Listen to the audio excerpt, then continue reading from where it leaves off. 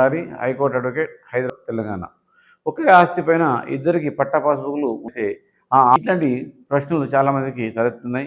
So ఒక్కొక్కరికి పాత passbook ఉంటుంది, ఒకరికి కొత్త పాస్బుక్ ఉంటుంది, లేదా ఇద్దరికి కూడా పట్టా పాస్బుక్లు వచ్చినాయి. వాటిని ఏం చేయాలని ఉండాలి అంటే ఒకే ఆస్తి పైన ఇద్దరికి హక్కులు అనేవి ఎప్పుడు వస్తో పట్టా పాస్బుక్లు నాకు ఒక వ్యక్తికి పట్టా పాస్బుక్ వచ్చింది, కానీ ఒక వ్యక్తి పొజిషన్ అయితే ఉన్నట్లయితే ఆ ఆస్తి ఎవరికి కాలేరు అనేది ఈ మధ్యన సుప్రీంకోర్టు మనకు చాలా క్లియర్గా తెలియజేస్తుంది.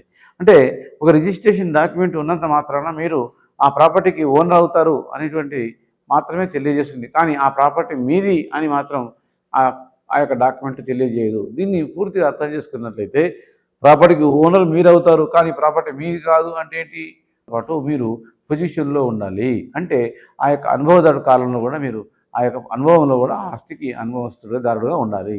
అంతేకాకుండా ఆ పట్టా పాస్బుక్ సంబంధించినటువంటి మీకు డాక్యుమెంట్స్ అనగా సేల్ డీడీ, అంటే మీరు ఎవరి వద్ద ఆ యొక్క పట్టా పాస్బుక్ కొన్నారు, సేల్ డీడీ అయినా కానీ, గిఫ్ట్ డీడీ అయినా కానీ, లేదా ఏ విధమైనటువంటి విధంగా ఆ యొక్క లింక్ డాక్యుమెంట్స్ అనేది కూడా మీకు సంబంధించిన మీ ఆస్తికి సంబంధించి ఎవరు ఉన్నారో వాళ్ళకి సంబంధించిన ఛానల్ అనేది చాలా క్లియర్గా ఉండాలి.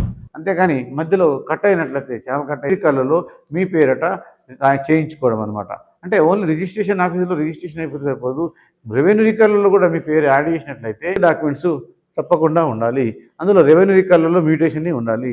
అంతే, రెవెన్యూ రికార్డులలో 1B, RORలో కంపల్సరీ మెన్షన్ అయ్యి మీ పేరు ఉండాలి.